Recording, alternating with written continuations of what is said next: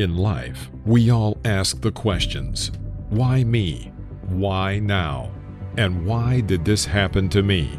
But if we are honest with ourselves, as we keep living, we realize it had to happen.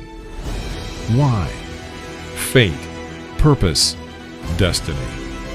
In the long-anticipated release from G4 Life Publishing Company, author Terrence Williams takes us on a journey of some of life's lessons he has learned. On this journey, we find lessons which include makeover, it wasn't all her fault, legacy, and moving forward backwards. He encourages the reader to embrace the reality we all must face at some point in life, that whether you believe it or not, it had to happen.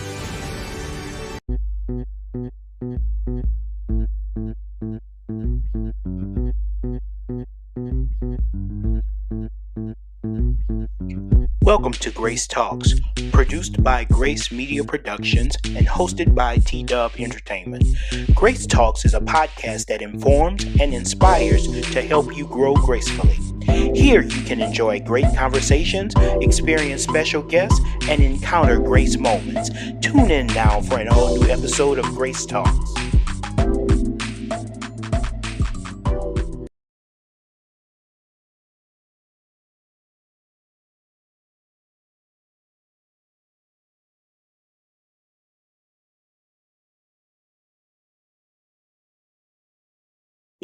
Welcome to Grace Talks, where we explore the power of grace in our lives. My name is Terrence Williams, better known as T-Dub, and I just wanted to welcome you to another edition of Grace Talks. On today's episode, we will be discussing the theme of I Let It Go, inspired by the book that I wrote entitled It Had to Happen. We all have things in our past that we hold on to, things that we just can't seem to let go of. Maybe it's a past relationship, a hurtful experience, or a missed opportunity. These things can weigh us down and prevent us from moving forward. But what if we could learn to let go of these things and find peace and freedom? That's what we will explore today. In this episode, we will be discussing the importance of letting go and how it can positively impact our lives. We will also be sharing practical tips and strategies for learning to let go of things that hold us back. Whether you're struggling to let go of something specific or just looking for ways to live a more fulfilled life, this episode is for you. So join us as we dive into the topic of letting go and discover the power of grace in our lives. Thank you for tuning in. I am so excited to introduce to my wonderful audience my very special guest today. She is, I think we really need to just allow her to put it into her own words. I was going to do an introduction, but I think I'm just going to let her go for what she knows. Okay. Welcome to Grace Talks, Miss Janelle Cummings. Hi. Hello. Hello, Janelle. How are you? I'm good. It's a beautiful day and, I'm moving and grooving. How you doing? Man, listen, it's been, first of all, I have to say my famous phrase, all is well. So I learned that from the Bible. Situation with a character in the Bible. She had lost her son, and she knew that the man of God was capable of helping her. Mm-hmm. So as she traveled to see the man of God, guess what? People were asking her, how are you doing? Why are you in a rush? Where are you headed? Her only response was, all is well. So that's my response. I want to say thank you so much for doing this today. And we definitely welcome you to the Grace Talks table. So we have a lot a whole lot that I want to discuss because I want to get to know you in a whole new light today, and our audience will as well. First of all, um, we met maybe a month ago, a little over a month ago. Is that correct? Mm-hmm. No, actually, a month ago, right? The dinner was like at what? At on the 14th, the 15th? Yeah, I think you're right. I think you're It's right. about a month. Wow, what's up? So here we are now. Now, I will tell our audience that we made an instant connect because of the career path that we're on right now. So that was the first thing. But I want to kind of get some background information to really dive into who you are before we get into some of the questions about our topic today, our theme. So tell me, where are you from? So I am originally from Austin, Texas. My family's from Abilene, so I love Abilene, so I'm gonna always say I'm from Abilene. But I was born here in Austin, Texas. Okay, okay. Are you an only child or siblings? No. I have two sisters, both of them are older than me. So I am the baby. Oh, try not to touch that. Um, yeah, lot to do with that, but I'm gonna leave it alone. Okay, so you're the baby, and in your family, tell me what childhood was like for you. Number one, being the baby, but also growing up in Austin. What was that like? I mean, it was my childhood was normal. It wasn't like I'm not a rich kid. I didn't come from a rich family. I didn't come from like a super poor family either. Um, well, high class or low class. I came from a middle class family. Okay. Uh, and childhood was like I said, normal. My mom cooked and made sure that we were good. My dad worked, and she also had a job too. Mm-hmm. Um, so grew up in a two-parent home. So that's why, I have a lot of the values, Yes. Yes. moral values. I value those, and that's why I have those because of what I've seen growing up. Mm-hmm. So, pretty So good. as a child, oftentimes we are, um, and I don't know if this is obvious to you, so I'll go ahead and help you out. Oftentimes we grow up in families where we are kind of catered to. Some people use the word spoiled. I don't use that word, but I have been guilty of being told. I, I have been told that I'm guilty of being spoiled. Was that the case with you? Yeah. Absolutely. I've always been told that I was spoiled. Since I'm the baby, I get everything I want. Ain't my So fault I moved out. say it again. I said it's not my fault that my sisters moved out. So you could pretty much request, ask anything, and it was yours. Almost. Almost. Yes. And within reason now. Don't go outrageous with what you're asking, but I almost got, anything that I wanted. I wasn't a bad kid, so I Mhm. wasn't, how we are when we get younger. I mean, we get, start getting older as teens, we start smelling ourselves and failing and hanging out with the bad crowd. I wasn't a bad kid, so if I wanted to do something to go somewhere, it was gonna be, yeah, she can. You wasn't about that life. I was about that life now, but I mean, honestly, I just never seen a reason to have to be about that life when you can go and you can hang out with your friends and everybody is laughing and we're kikiing.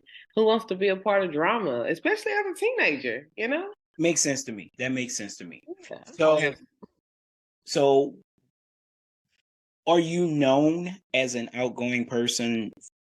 And I'll say even early on, did you have an outgoing personality? yes. I always Okay. had an outgoing personality, for sure. So this person I know has just been here forever. Yes. Okay. Okay. Yeah. That's good. That's good.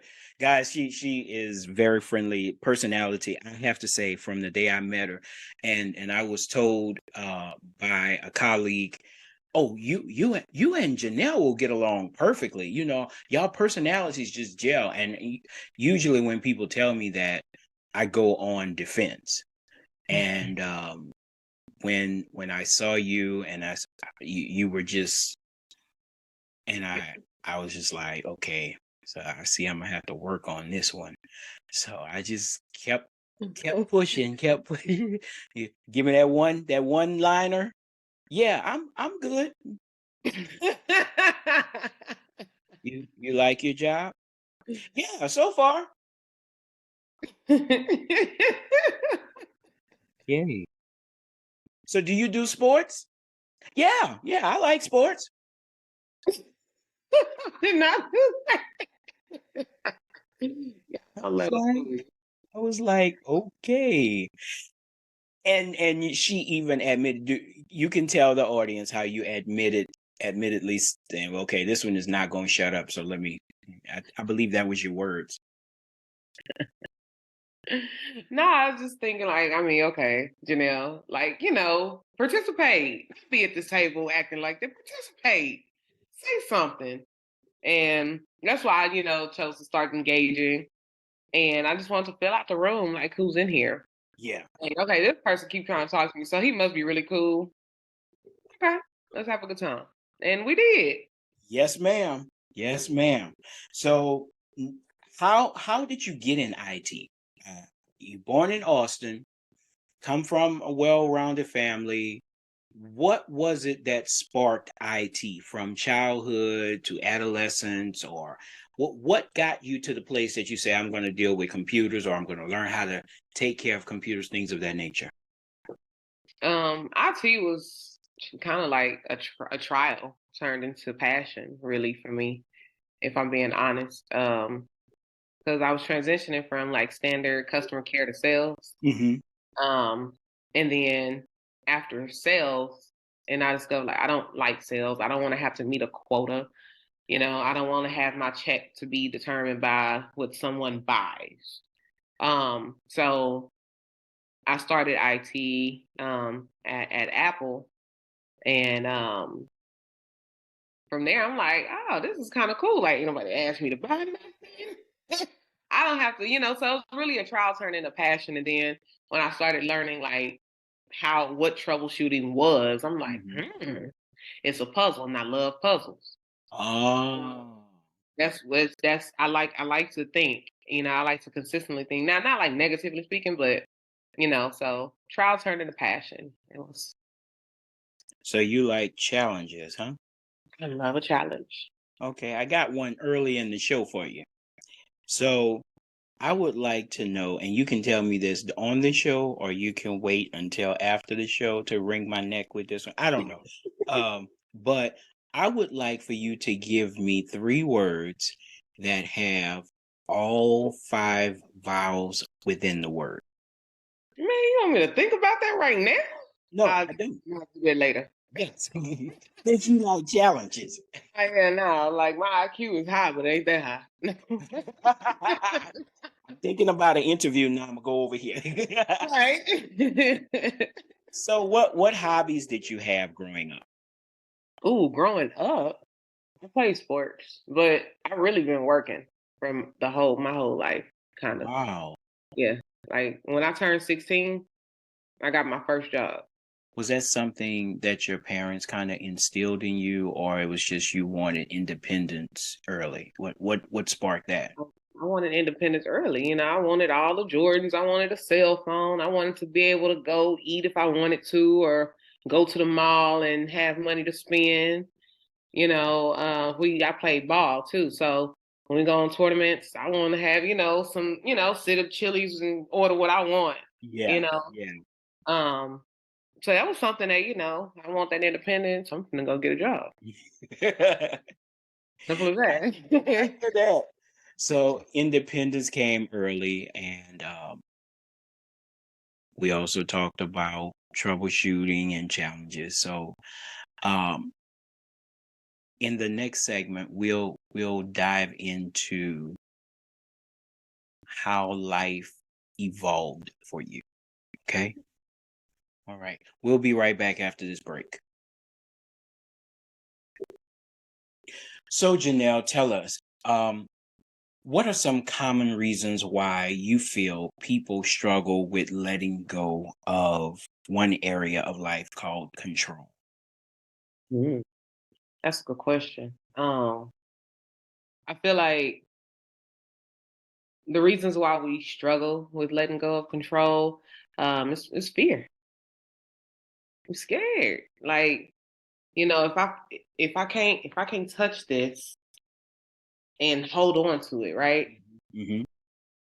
Then I'm scared that I might lose it. That it's not going to be in the right place. So I feel like that people we fear that if we don't have control over what it is, that it'll blow up, it'll go wrong, people will walk away, doubt, So of course, God is always an on time and an all the time God, right?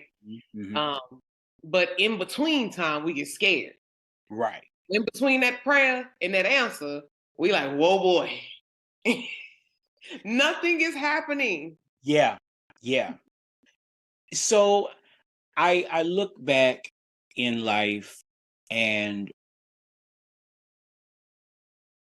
I guess it would have to go back to the Bible days to say, because control seems to be a necessity for humans. Mm-hmm.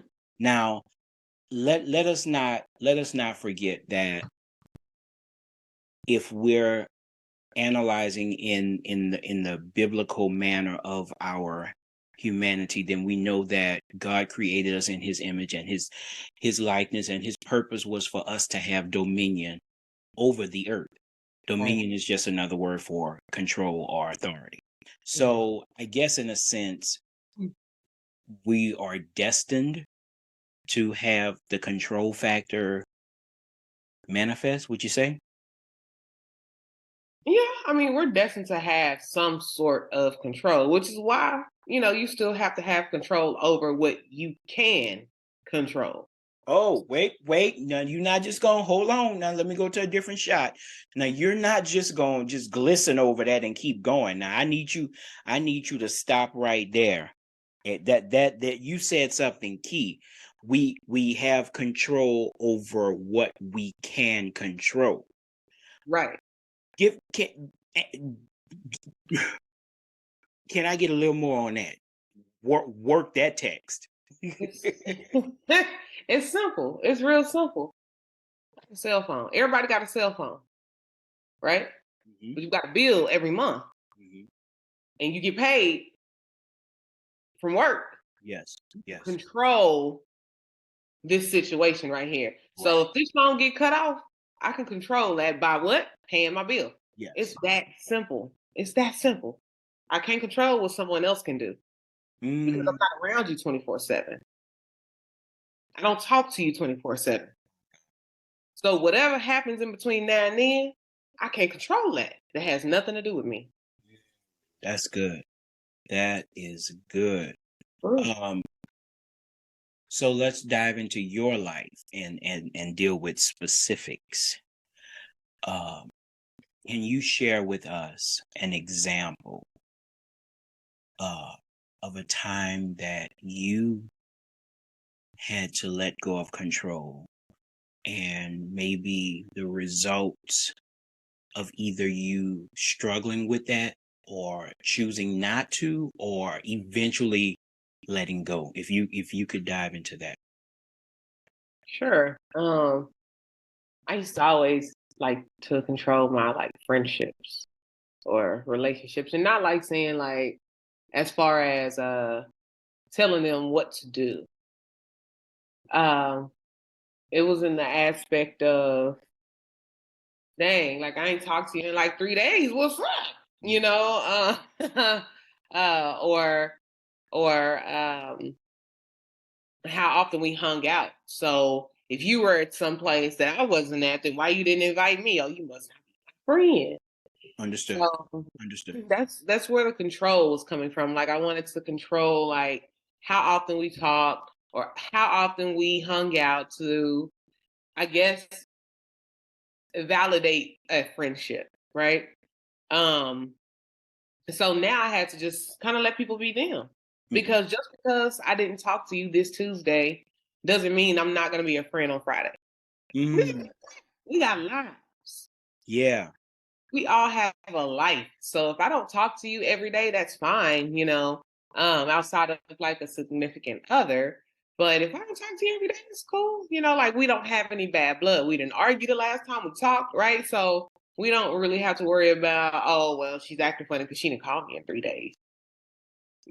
So it really was birthed out of an evolution or a maturation period, in your opinion. Do you have strategies that you use or that you feel would be useful for a person to finally, because the one you already said was, number one, and that's paramount. You said you have, in me paraphrasing, if you allow me to, you basically said that let go of the mindset of trying to control something that's out of your parameter to control in the first place. Just abandon that. Let that go. Let's just get that out the way now. So you don't own McDonald's, so why you mad at the line being long at 12 o'clock at midnight? It had nothing to do with you.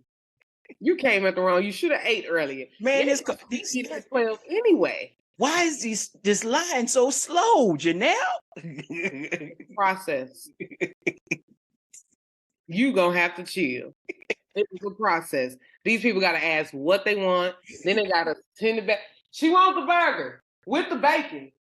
Nah, the burger with the bacon. Hold on. She wants the burger with the bacon, man. You know what I'm saying? Like, you never know what's going on back there. So just chill. What other strategies would you set forth in beginning that process, Jay? Because even if you have to dive into the idea of letting people know, yeah, it is a process, but how do I let go of control? How do I release control instead of being, because I too was a control freak. Well, am kind of, sort of, am.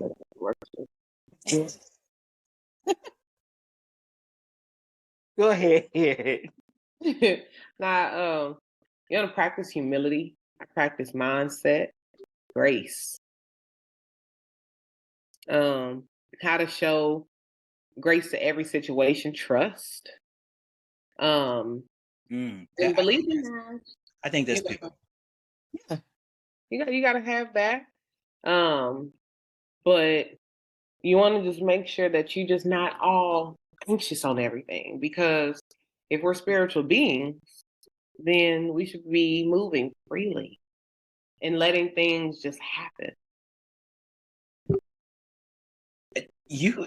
Oh, Jesus, hold my mute.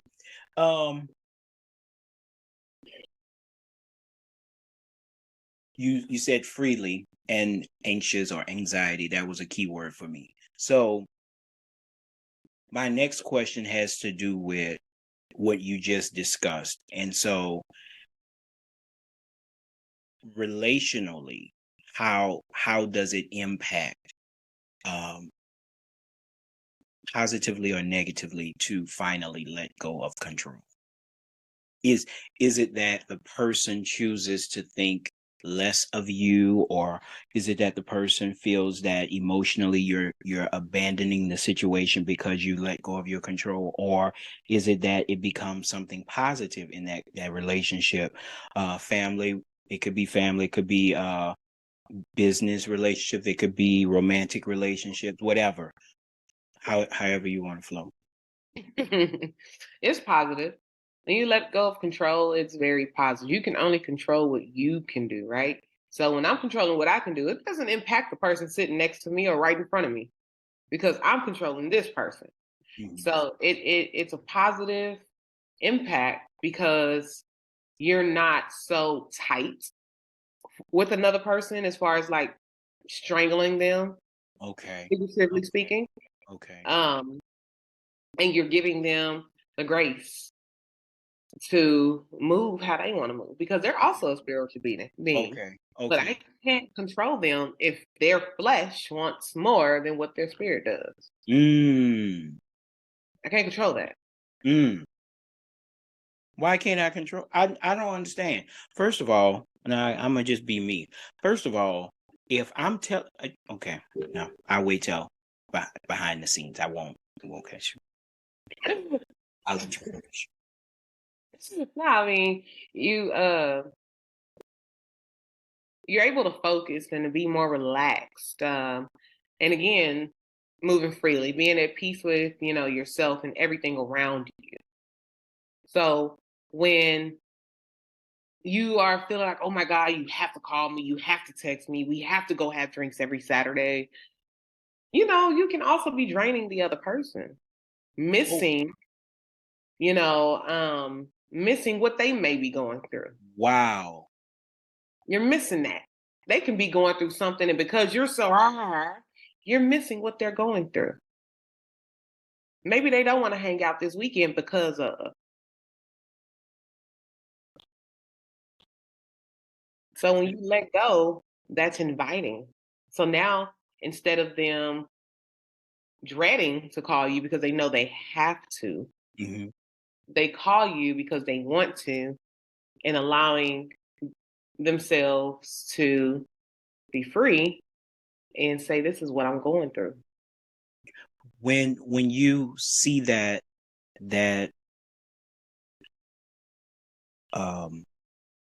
strain being released,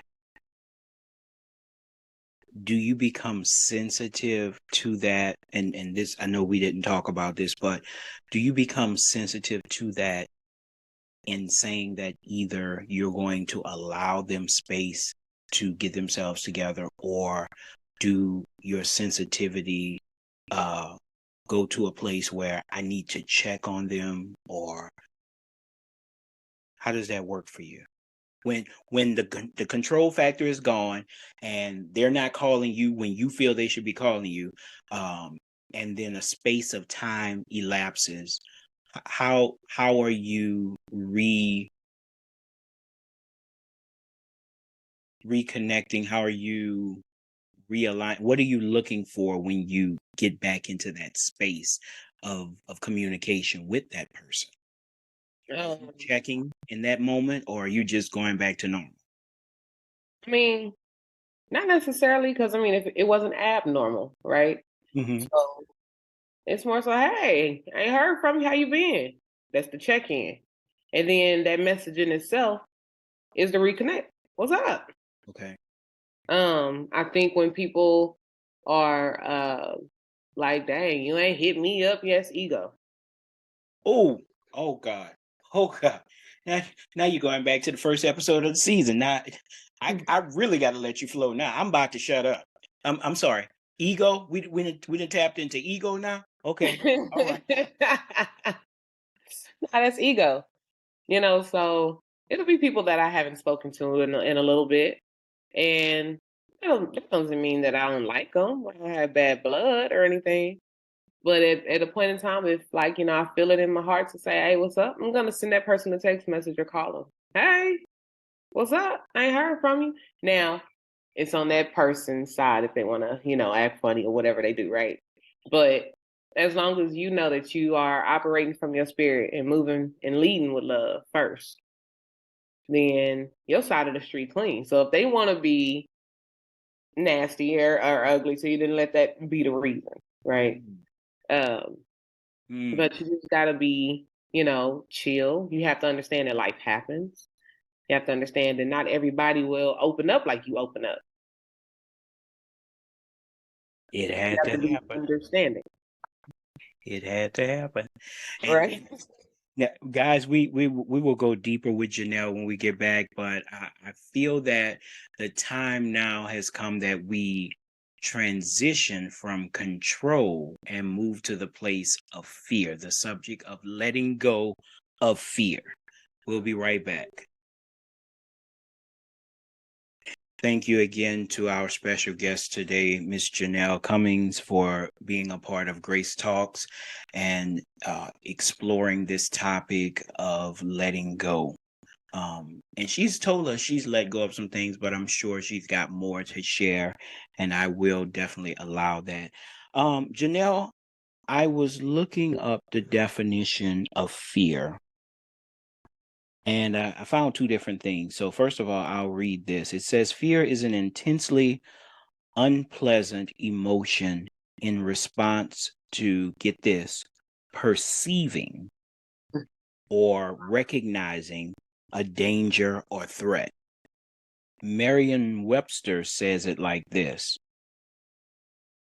an unpleasant, often strong emotion caused by, key word here, anticipation or awareness of danger. What do you have to say about those definitions, ma'am? Their definition is spot on. But fear is an emotion. Fear is not a requirement. Fear is not a necessity at all. I walk through the valley of the shadow of death. I shall not fear evil. To counteract fear, you must have courage, trust, belief, faith in anything, right? So Yes, we ma'am. talk about that. Of course, God is right here. I'm never going to disagree with anything. Right. But you must have faith in yourself. Mm. That old man is getting ready to go down. Look for something to pick up if you're that scared, right? Right. Or, oh snap, they're getting ready to shoot in this store. Have the courage to know, okay, where the exit's at. How would I get out of here? How can I distract him? What can I, right? And of course, as I'm talking, it's not that easy. Getting rid of fear is not easy at all, but it is an emotion. So just like people can choose not to love, people can choose to be hateful, people can choose to be sad, you can choose to be fearful. It's a choice. That is good. That is good. So fear in career decisions is a choice. Fear in exercising is a choice. Fear in eating healthy foods can be a choice. You can choose to fear that you're not going to eat organic because, they're just trying to get my money. I'm sorry. Continue. You can choose to be a little scared sometimes, because at that point you're second guessing the trust that you have in yourself. You're second guessing your potential. Okay. You are scared of change. Change is hard. Oh, and that's why a lot of people love the Lord, but they like, oh, but it's the I got it. So it's scary to walk right, because now you fear that you're gonna lose friends. You fear that your body is gonna change, not for the best, but it is. But you're scared of not feeling like you used to feel because of what Comfort. Yeah. Well, I'm afraid to give up my mashed potatoes and my baked macaroni. I'm just gonna put that out there for free. You're not scared. You just don't want to. Let us not mix these up. That's not. Yeah, you this now. So, can you give us a specific example of a time when you confronted fear or you overcame fear? When my dad died. Okay. Yeah. Like, I didn't know what type of person I would be. I didn't know if I didn't know if I was gonna like make it through that. I didn't know if I was gonna shut out the world. And oh boy, who's going to be here to give me advice now? Well, let's take a step back because the audience may not understand. There's something you shared with me, so I can comprehend, but I want to make sure they understand. So paint the picture, if you will, what your father was to you, or what we all have father figures or family member, mother, father, whatever. But give us the picture of what he meant to you that would cause you to feel that way in depth. Okay. My dad, my father, my homie, my teacher, my preacher, my mechanic, my technician. That was my dad. He made sense of it. It was perfect sense. So ooh, I can't tell y'all what his mantra is yet. Okay. But when I listened to Maze and Frankie Beverly and a couple of his favorite songs, I was like, that's all you wanted was for everybody just to be cool with everybody, Mm-hmm. My dad was laid back. Everywhere he went, I was. They called me Jack Jr. They called me Jack Jr. He played at the church, and that's how I was raised in the church. He played the bass, and I was in the choir. I grew up singing. So he would play his bass, and of course, my sisters and I will be singing Destiny's Child, In Vogue, Mm-hmm. whatever we sing. But my dad was a huge pillar of support in my life. Okay. Came to every basketball game right after work. Game started 6. He gonna be there. If I was benched the entire game, he was there. When I played kickball, it's scorching hot outside. He was there. Wow. All of the girls stuff. He was there. It was just like he was there. I can never remember a moment where I'm like, he wasn't here. Mother's Day. We had a Mother's Day pageant at church, and my mom was supposed to walk me down the aisle. He was there. Wow. He walked me down the aisle that day. He was the only dad. So that's what my dad meant to me, which is the reason why I felt the way I felt. Because it's like, bro, like he's not gonna be here to give me any advice anymore. Mm-hmm. What happened? Then I overcame that prayer. Mm-hmm. I called on the Holy Spirit a lot. I don't think I've ever called on the Holy Spirit like that, but a lot. Mm-hmm. I believe that's when I really started to get into my Bible. And then there's a word called reality. And the reality is that the rain falls on the just and the unjust. But you can be the best person down here on earth today. Mm-hmm. And die tomorrow. Yes, The only thing that's for sure of death is life. That's the reality. I got it. That's right. It's a number. And when God calls it, be ready. That's the reality. We're not made to be here forever. That's the reality. That's how I overcame that fear. Is just, you know what? This is the reality. So one thing I don't fear is death. Because it's reality. It's bound to happen. Now, will I go out there looking for it? Absolutely not. You can stay where you want to be. I can go today. Yeah. But that's how I overcame that fear, is reality. Okay. So you basically gave us strategies right in that moment. Hey, okay, so you have to recognize, you have to accept that life happens.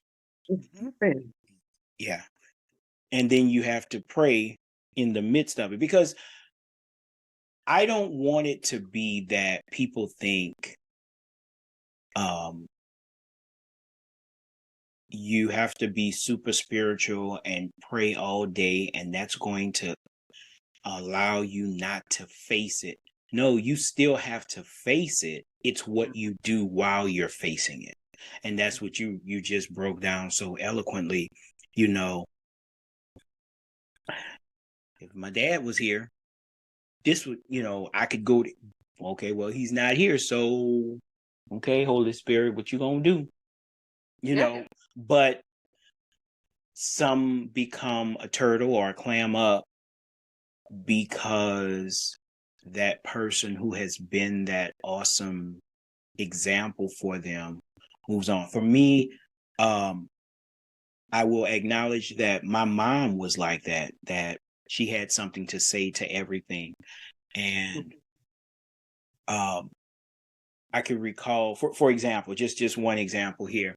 I remember the year that my mom died. She died 2006. And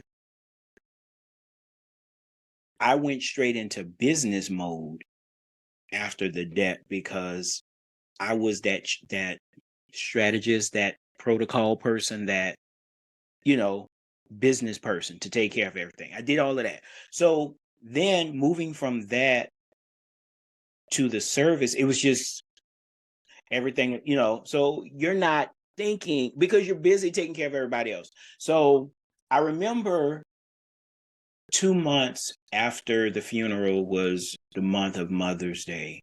And it was, for me, that day I shut down. I just reflected on that day. That was my grieving period. But I recall, I said all that to say this. I recall I was in the kitchen one day and I was attempting to cook something that I hadn't cooked before or hadn't cooked in a while. My mom was an excellent cook. In fact, she worked at restaurants for a period of time. So anyway, I'm standing in the kitchen. I go, oh, let me call Mama and find out how she. Oh, yeah. Sound like you about to figure this out on you. So I dealt with it in the moment. So it's not a thing of shutdown. It's just a matter of encountering, facing it, and then overcoming. So I do thank you because not even realizing that I was following good strategies, I did exactly what you shared with us. So the question kind of leans to that. It says, how does addressing and letting go of fear impact our overall well-being and happiness?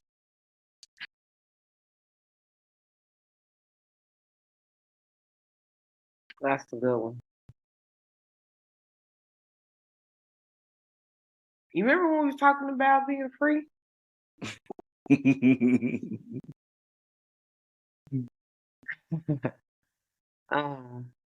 Because you're building up that strength. Fear is a weakness. God can give us a spirit of fear. No. Why are you even taking that away from the spirit closet? You taking that away from you. That's supposed to go to the Goodwill. Yeah. It's that fear dress, that fear suit. That ain't supposed to be in your closet. No, you're supposed to got rid of that because you done got big and you done grew out of it. Right. Happiness got to come now. Now happiness is here. That's it. That's good. That's good, Jay. That's good. That's good. That is good. Do you feel that fear affects our decision-making process or our problem-solving abilities to the point that we will abandon the process or something to the point where we procrastinate? There we go. That's the word. Yep. Completely. Like I said, fear off top is a weight, a dead weight. So when you have a dead weight and you want to do all this stuff, you got a dead weight right here that just keep pulling you back and pulling you back. So I wanted to start my business. I knew what I wanted to do before I wanted to do it. I love wearing shades, love wearing glasses, love wearing all that kind of stuff because it fits my face. I'm like, girl, These right, y'all.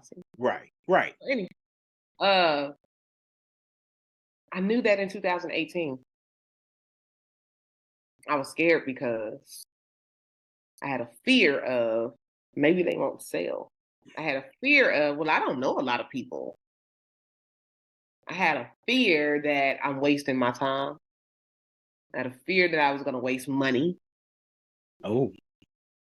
And it took me 2 years because I was scared.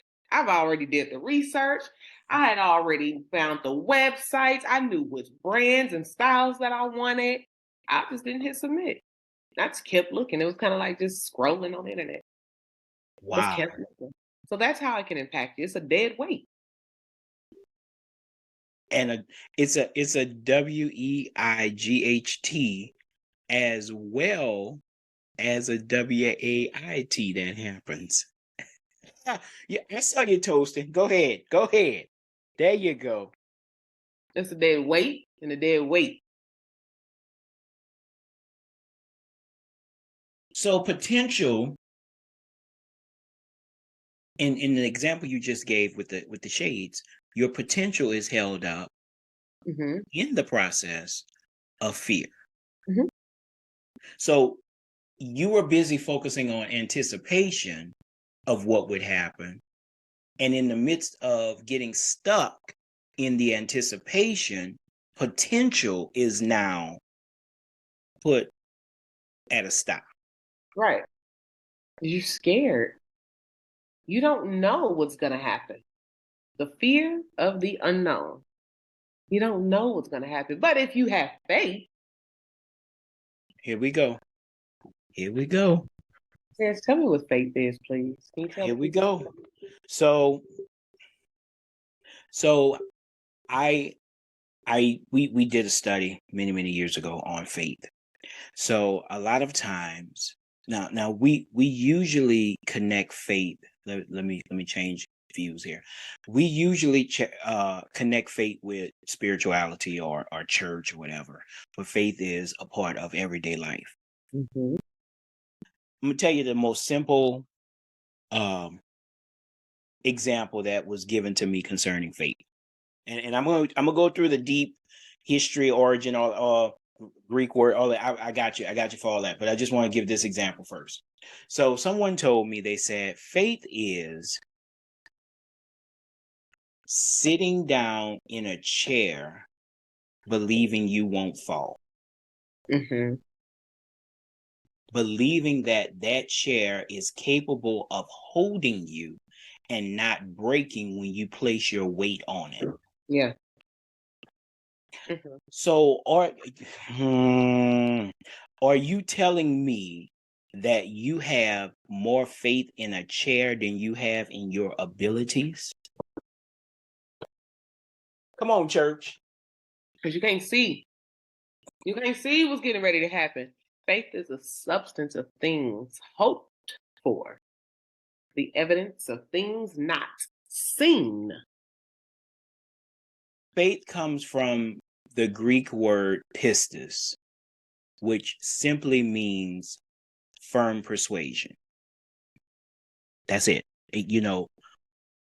You're firmly persuaded in this thing at this moment. My question is, when it's time to sit down in the chair, how many of us turn around and examine the chair before we sit down in it? Right. And I do. I want to make sure this chair is sturdy, because when you sit down and if you rock a little bit, you're going, whoa. Don't want to use that one. But faith also means, for the most part, counting the cost. Like it's what you just said. If I'm going to examine this chair before I sit down in it and give analysis to it, that's fine. But the question is, am I just choosing in this pursuit? Am I just choosing to anticipate without counting the cost?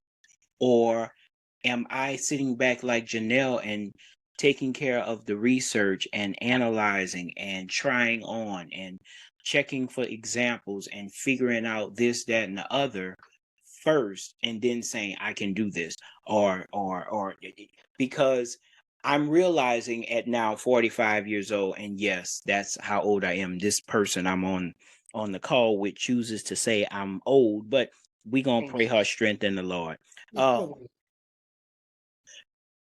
At 45, I'm realizing that evaluation is key in life. Evaluating, counting the cost, preparing, planning. I heard an equation the other day. They said you plan, prepare, execute, and then expect. That's it. I feel as if faith is connected to, and you chime in here, Janelle. I feel as if faith is connected in pretty much every capacity of that scenario. Mm-hmm. You need it at every level. You need it at every level. It can be the faith this water is gonna make me feel good, feel better. Or faith that we're gonna win this game tomorrow. It can be anything. Because if you have faith, then that's gonna make you go harder. Faith without works is dead. So if you know that, and you know that you have faith, then you also know that you got to work too. You can't just be like, oh, I got faith it's going to happen. No, you got to put that into work. Yes, this is the change. The execution part. Yeah. Uh-huh. Mm-hmm. And then when you do faith without works, when you got faith and works, it's a lie. There's life. Uh-oh. Come on now. Don't speak life over fear. Work it, preacher. So, that's where that comes from. You can limit, your potential just being scared, but you don't know what's going to happen. You just got to do it. So after I hit that submit button and those shades came and I started taking pictures of them in them, I sold out twice over. My God. Wow. Didn't know. Wow. I didn't know that was going to happen. Wow. I was like, oh, okay. Okay. It's going to be good.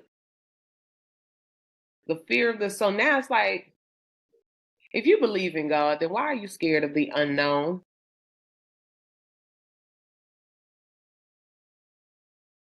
I don't have a response. Mm-hmm. I don't have a response. What you got? I'd be scared of the unknown if you believe in God, because anything bad, He gonna make it for your good anyway. Okay, so we're gonna use scripture then. Okay, Romans 8:28. I hear you. Amen. I hear you. Romans 8:28. that kind of segues into the last question of the segment, and that is about the affirmations that we have. Do you believe affirmations would assist? And if so, what are some things that we could actually say to affirm ourselves or to strengthen ourselves to overcome fear or block fear? You can say a lot of things, I am calm. I am present in this moment. Because you scared that when you get to work, you're going to get fired. You ain't even got to work yet. You were still in this kitchen making this coffee and you scared for what?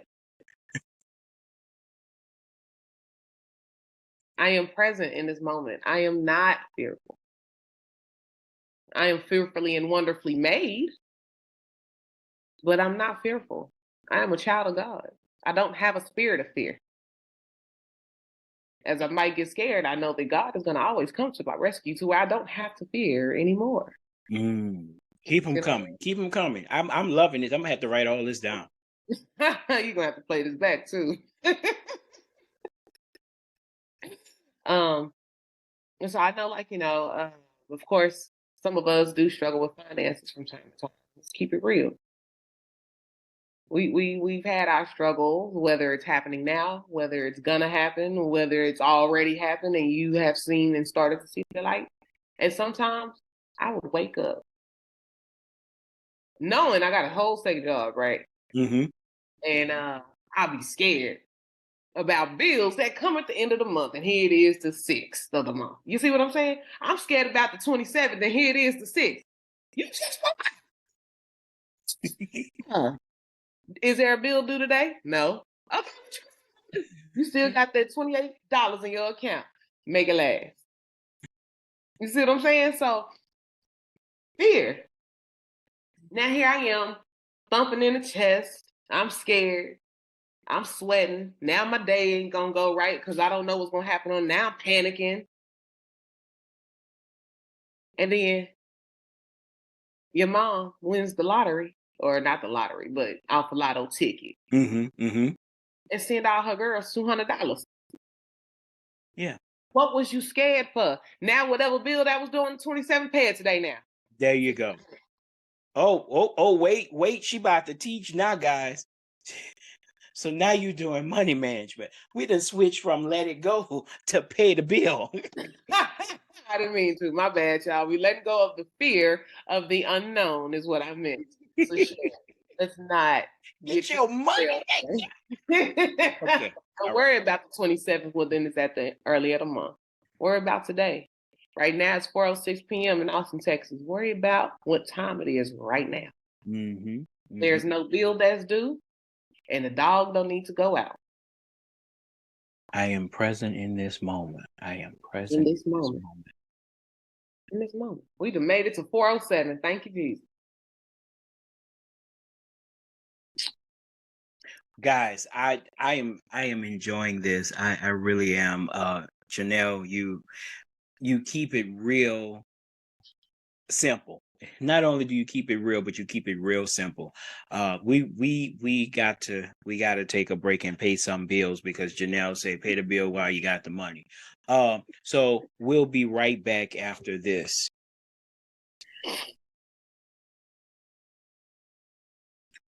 In life, we all find an encounter that there are times, situations, circumstances that cause pain in our lives.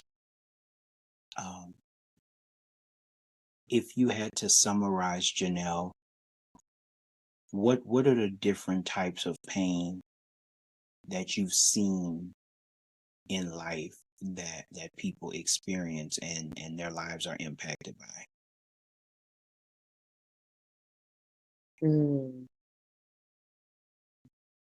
Pain of losing a loved one, whether to death or a deep-rooted relationship. Pain of betrayal. Those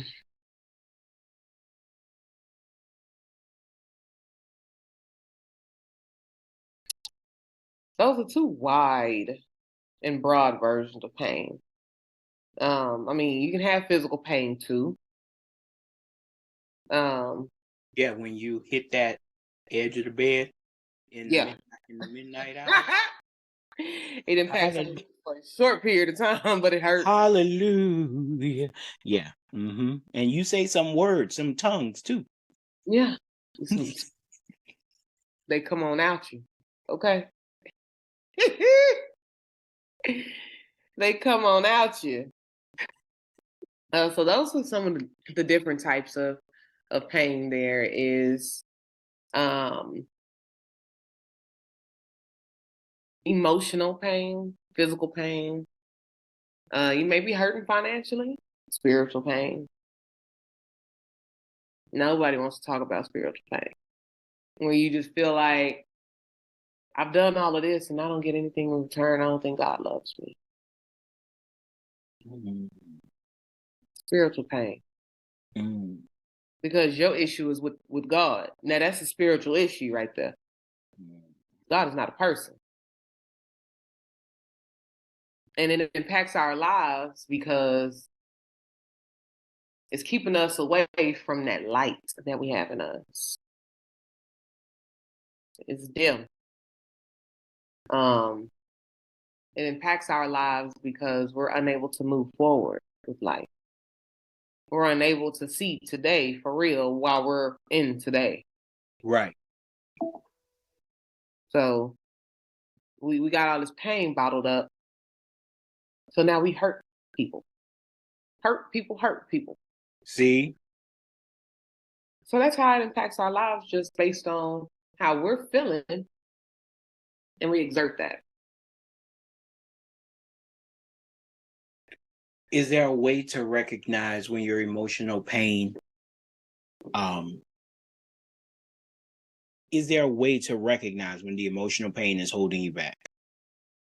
Got to accept it. Acceptance, acknowledgement. Yeah. You gotta have those two. You know,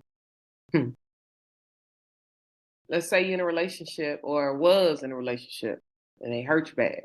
Mm-hmm. And you just can't believe it. Like me? You know? No, accept it. Cry, scream, deal with it. Do whatever you need to do. But you have to face it first. You can't do what you need to do without facing it first. So you're telling me that me sitting back, okay, the situation takes place and I internalize and I just keep moving. Mm-hmm. Is that facing, or is that denial? You're internalizing it. I mean, it's not denial if you're denying that if you're not denying that anything happened. I think when you face it, you are acknowledging that whatever it was did happen, whether it was the death of the loved one or, like I touched base earlier in the episode, I had to look at reality. And then that's how I recognize, like, okay, if I keep getting sad every single time somebody dies, I mean, death is sad. Don't get me wrong. Though I'm not insensitive like that. Mm-hmm. But I believe because I possess a higher understanding of death, it does not bother me. I love everybody who passed away. R.I.P. Mm-hmm. PIP, holding down. But when you recognize emotional pain of, whatever happened in the past is holding you back, now you can't love again. So you're missing out on something. You thought God, left you and he said he'll never leave you and forsake you. I don't know what that word is, past tense, but you thought that he left. He been there the whole time. So now you ain't got a relationship. So you kind of out here by yourself when you're really not. And I put that in air quotes because you're not out here by yourself, but because of your flesh, you feel like you are. Wow. But when you start recognizing that, I need to let this go. Because it's a woman that wants to love me. It's a man that wants to love me. God wants to love me. Mm-hmm. Mm-hmm. He wants the relationship with me so he can heal my heart and make it whole. Right. Right. And that's how we can recognize is by acknowledgement, by prayer, by acceptance. Let's since you're diving into some deep waters, let's deal with this. So you said that you played sports. Mm-hmm. You said that your dad was pretty much like your big homie. He was your best friend. He was your advisor, counselor.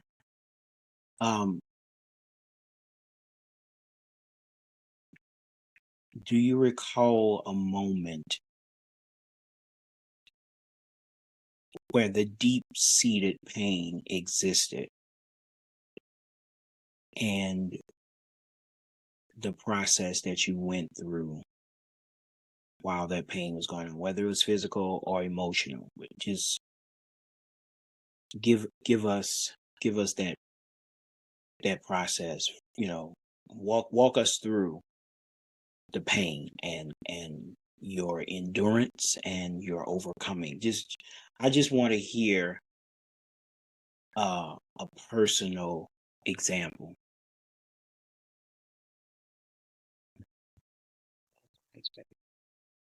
Um,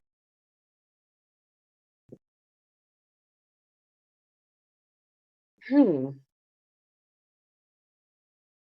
I believe I can't necessarily say I had pain, and I don't know that I did. Right? I can't tell you this for sure that I had a pain when my dad passed away. When we spoke one time, I told you like I don't know if it was like if God just equipped me with this strength, Mm-hmm.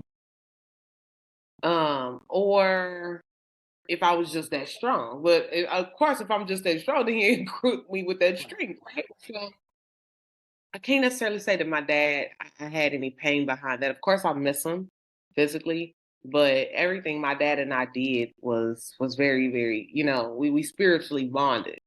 Okay. Um, when it comes to pain, um, physically in pain, I had a dermoid cyst on my right ovary, and it was the size of a grapefruit. Oh God. Like I never really went through any emotional pain because I was always guarded. Mm-hmm. Um, that's a good question. Yeah. Barbara Walters was my teacher. May she rest her soul. May she rest her soul. But yeah, I think a way to just overcome and let go of pain is gradually. I'm not saying walk away from it tomorrow. Not everybody's Glorilla, you know. Um, you wanna slowly but surely, like, I can do this. I can move. I can keep going. Trouble don't last always. Mm-hmm. Pain don't last always. But no pain, no gain, right? Right. If you don't go through any pain, in whatever sector of your life, Right. then there are not many lessons. Yeah. The question bears to mind that if I remember I can't remember who said the quote, but it basically alluded to, if it doesn't hurt, there was no sacrifice. There was no Hmm, that's true. because that which is great cost sacrifice. It costs pain. It costs a sense of determination and discipline. Mhm. So I'm looking back at, okay, we talked about control, we talked about fear, now we're talking about pain. If you're really going to let go, Mhm. then it's going to cost you something. It's going to cost you that, and you said this even earlier, the comfort zone. It's going to cost you making a movement, making a shift, making a change, uprooting that which is comfortable to you, because there's I remember this a long time ago. uh, God gave me this. So between promise and provision exist the process. Mhm. Or some people say the problem. Hmm. Either way you look at it, I'm going to call it transition. Yep.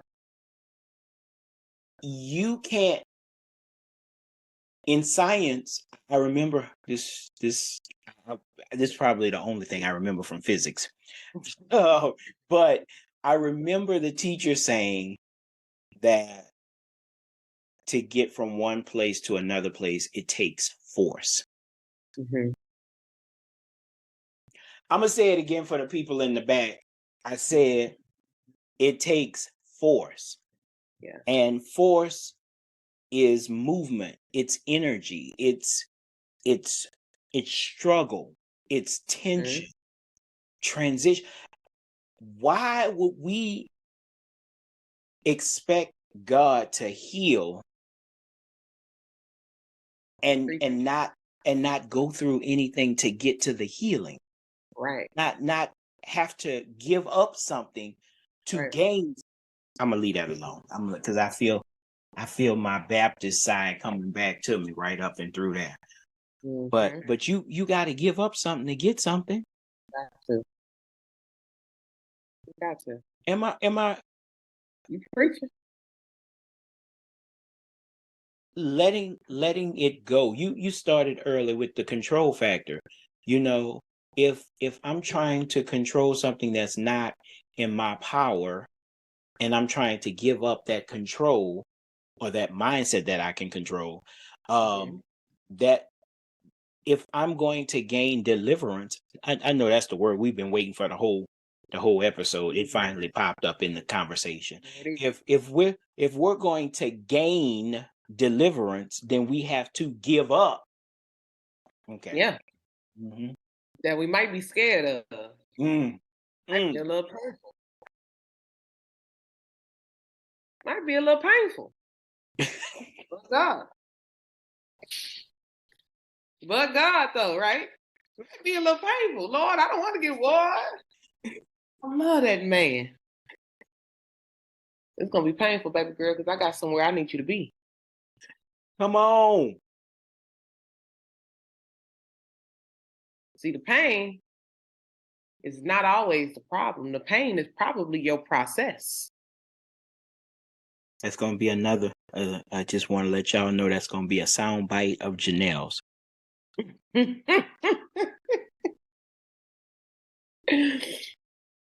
Mm-hmm. That's me. Mm-hmm. Okay. I hope y'all got all that. She gonna be back. Don't worry. She got a lot more to talk about in the future. We're gonna take another break and prepare for our close. But again, you're on Grace Talks with the one and only, the exceptional, the effervescent, the expressive Janelle Cummings. We'll be right back. Janelle, I have to say thank you once again for doing this, for being a part of our Grace Talks podcast. You have been a great, great inspiration to us. Just in case someone wants to keep up with you, follow you, how can they contact you either for speaking engagements or inspirational moments, or just follow you to see what's happening in your world? Gotta call on the name of Jesus. Okay. I'm just playing.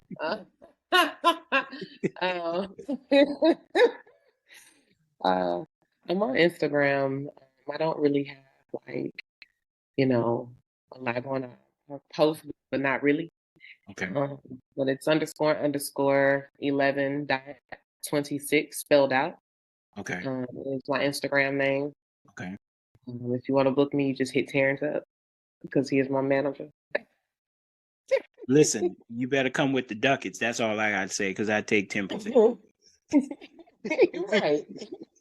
You think you get 15% until you hit that 11. No. Well, yeah, that's how you can follow me, or.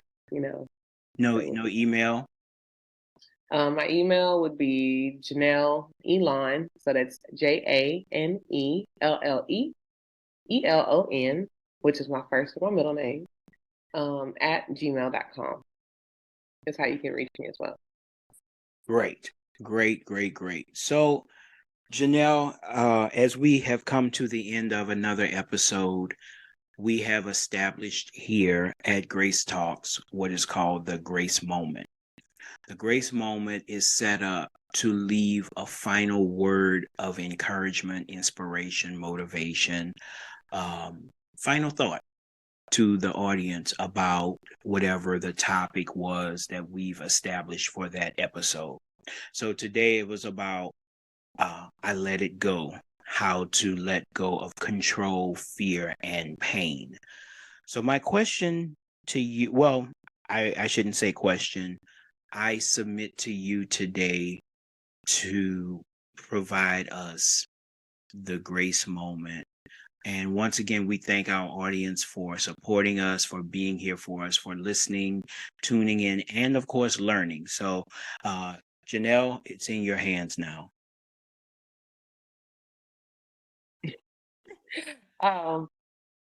Face everything and rise. Don't run. Show some grace. Practice humility. Operate from the spirit and lead with love. Show some love. And look ahead. Because I promise you what's behind you is in hindsight.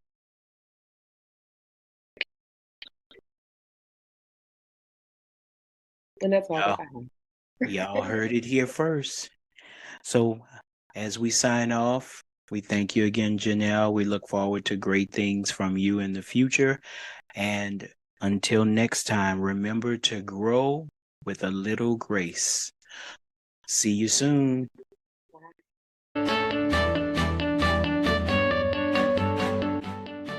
If you have a question or would like us to discuss a specific topic, Grace Talks wants to hear from you. You can email us at gracetalks@graceforlife.com. That's grace_talks@grace-4-life.com.